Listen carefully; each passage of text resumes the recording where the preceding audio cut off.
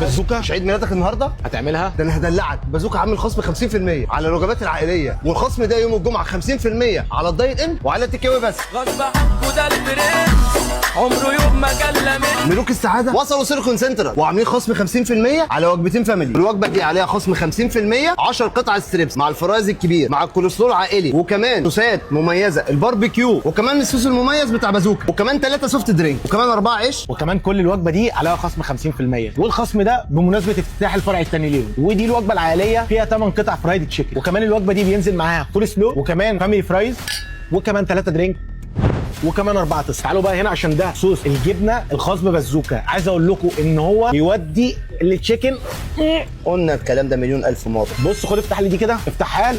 تعالى بقى بص هنا.